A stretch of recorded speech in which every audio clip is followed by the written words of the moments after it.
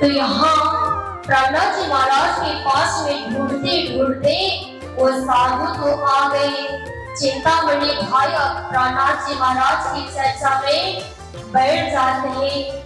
तब रात भर लगाकर वो साधु का ठौर ढूंढने के लिए उन्होंने सुबह ही उनसे मिलना पड़ा।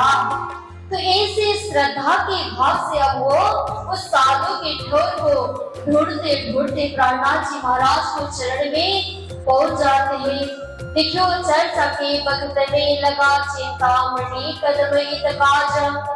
उस समय जब चर्चा हो रही थी प्रहलाद जी महाराज की, तब उस चर्चा के समय में ही उनका कदम वहां पर पहुंच जाता है।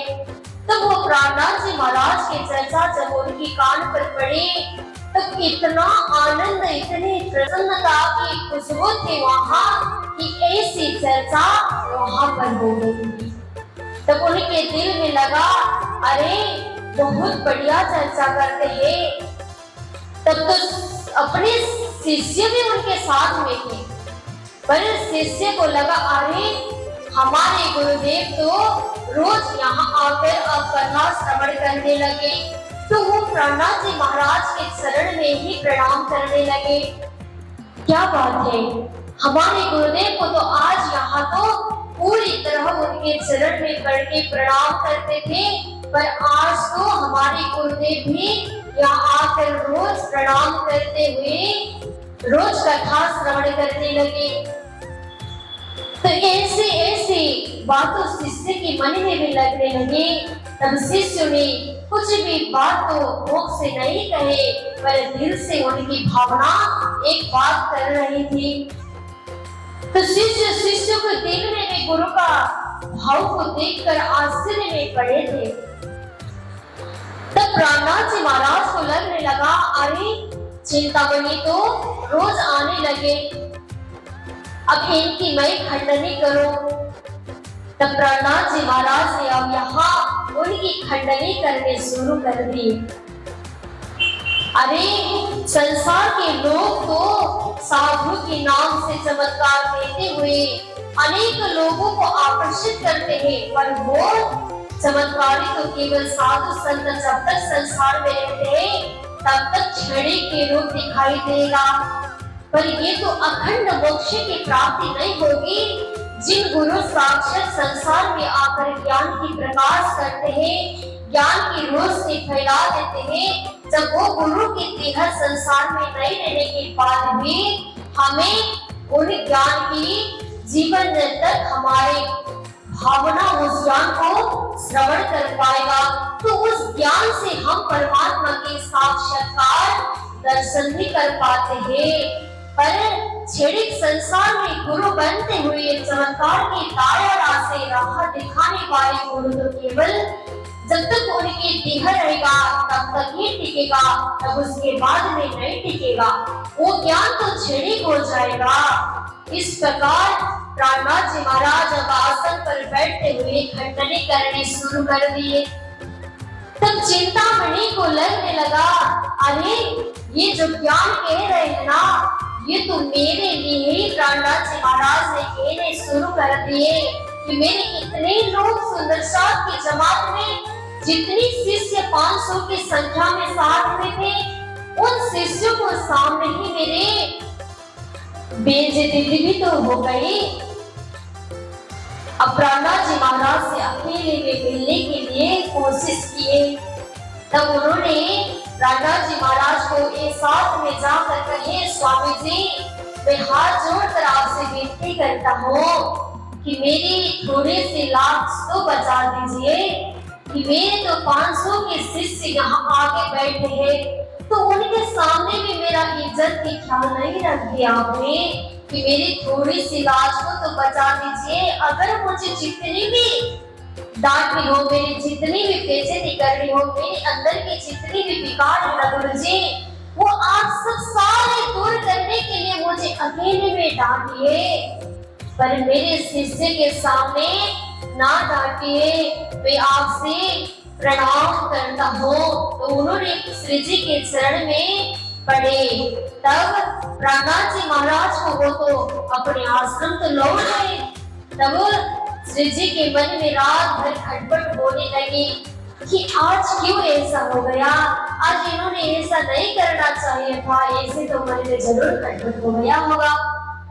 तब प्राणनाथ जी महाराज को रात में नींद ही नहीं आई। बोले कृष्ण कन्हैया लाल की। अब यहाँ प्राणनाथ जी महाराज रात को विश्राम करने के लिए बिस्तर पर जाते हैं, पर वहां पर उन्हें नींद ही नहीं आने लगी, बिस्तर में नींद नहीं आने लगी। तब वो खटपट होने लगे, इधर उधर करने लगे। फिर बाद में उनकी मुखार बिंद से चौपाई प्रकट हो गई। बोले प्राणनाथ प्यारे की। तब प्राणनाथ जी महाराज की मुखार बिंद से किरंतन चौपाई प्रकट हो जाती है। सुन रे सत के बंजारे, एक बात कहूँ समझाए, क्या फंदबाजी रची माया की, तामे सब कोई रहो जाए। इस प्रकार की चौपाई उनकी मुखार बिंद से अवतरण होने लगी। अब छोड़ो रे मानव मान ज्ञान को, यही खाड़ बड़ी भाई, एक डाली विद्यो दो जे डालो, जलाए देव चतुराई।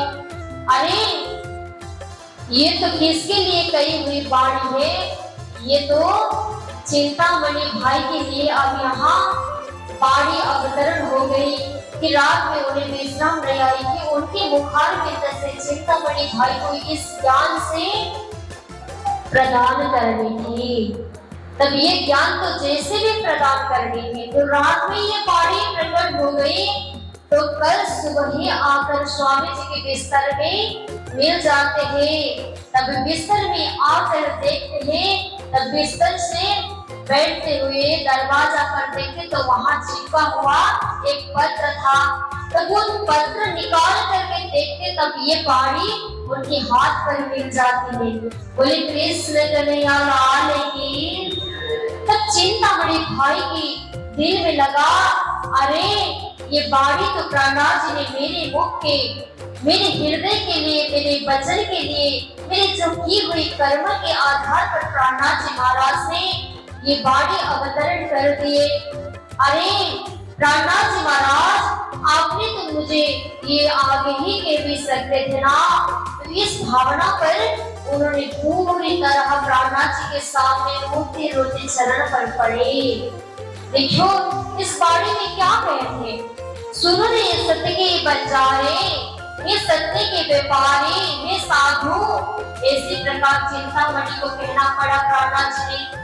तब कहे एक बात करूं समझाई, मैं तुम्हें एक बात कह रही हूँ कि समझाने के लिए। या फंदबाजी रची माया की, ये बाजी जो संसार है ना, ये तो पूरा बाजी से रची हुई संसार है कि हमने परब्रह्म परमात्मा से हमें कसम खा के संसार में आना पड़ा। तो ये संसार में आकर फिर बाजी की ब्रह्मांड देखनी पड़ी कि ब्रज और रास में आकर भी हमें इच्छा पूरी नहीं हुई। तब ये जागने की ब्रह्मांड तीसरा कारण हमें यहाँ आना पड़ा। तो ये सारी बाजी हुई है, तामे सब कोई रहा हो जाए, तुम इस माया पर अल्झन हो। तब अब छोड़ो रे मान को, मान ज्ञान को। अरे साधो, तुम अपने अंदर के ज्ञान को, जो अपने हो हुई अपनी जो अंधकार की ज्ञान है ना, उस ज्ञान को तुम सम्मान ना खोजो। कि यहाँ चिंतामणि भाई क्या ढूंढ रहे थे कि मेरे शिष्य ने दी हुई ज्ञान की इज्जत मुझे सदा बार मिली रहे। पर प्राणनाथ जी महाराज ने तो कह दिया, अरे भाई तुम्हारे अंदर जो ज्ञान था वो तो झूठा था, कि सच्चा ज्ञान तो नहीं था ना। जब तक तुम्हारे शरीर संसार पर रहती थी तब तक ही तुम्हें ये सम्मान मिलता था, पर बाद में संसार छोड़ के तुम चले जाते, पर तुम्हें ये ज्ञान के सम्मान ना मिलते। बोले कृष्ण कन्हैया लाल की। एक खाड़ बड़ी भाई, अरे तुम बड़े मत बनना। तो जो तुम्हारे अंदर ज्ञान है, उस ज्ञान की सच्चाई तो बार बार रहेगी ही, पर ये असत्य ज्ञान की ऐसे संसार में जब तक रहने के बाद भी ये तो तुम्हारे ज्ञान की कोई भी सच्चाई आगे नहीं बढ़ पाएगी। एक डाढ़ी क्यों तुझे ठिठाड़ो चलाए देओ चतुराई। तुम्हारे अंदर जो चतुराई जो अहंकार बैठा हुआ है ना, उसको तुम्हें दूर करनी होगी। तो इस प्रकार जब प्रहलाद जी महाराज ने इस वाणी के माध्यम से उन्हें समझाए, तब वो अपने स्वामी जी के चरण पर गिर गए। अरे स्वामी जी, मुझे क्षमा याचना किए कि आप मुझे और दूसरे के लोगों के सामने भी आज पूरी खोल के भी मेरी निंदा कर सकते हो। मुझे कोई चीज की अपरवाह नहीं है। तब उन्होंने ऐसी बात स्वामी जी के पास में रखे। तब फिर उन्होंने कहे, अब मारो काले कुत्ते को लाठी सिर ओपरा, सब सेवकों आगे गया मैं खाली कछु न खबरा।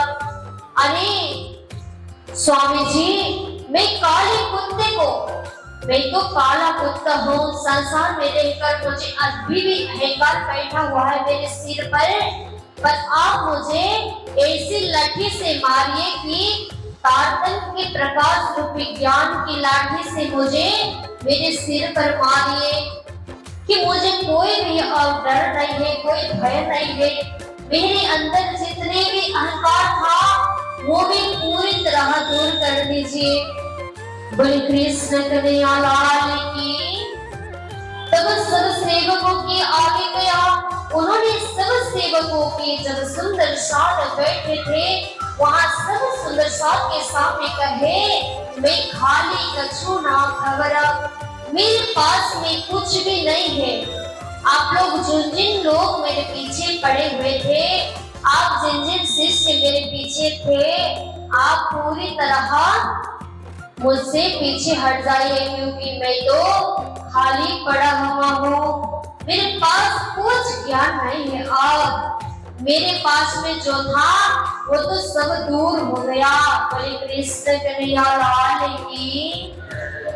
तब प्रहलाद जी महाराज के पास में आकर उन्होंने कहा, अब मुझे संसार में रहकर कुछ संसार के चमत्कार की करनी नहीं है। जो मेरे पास में था वो भी अब हो गया। मेरे पास कुछ भी है ही नहीं। अब आप मेरे ऊपर ऐसी कृपा कर दीजिए धनी स्वामी जी, मुझे संसार की इस भवसागर से भी मुझे दूर रखकर मुझे तारतम मंत्र प्रदान कर दीजिए। तब उन्होंने तारतम मंत्र की बात स्वामी जी से कही। तब स्वामी जी ने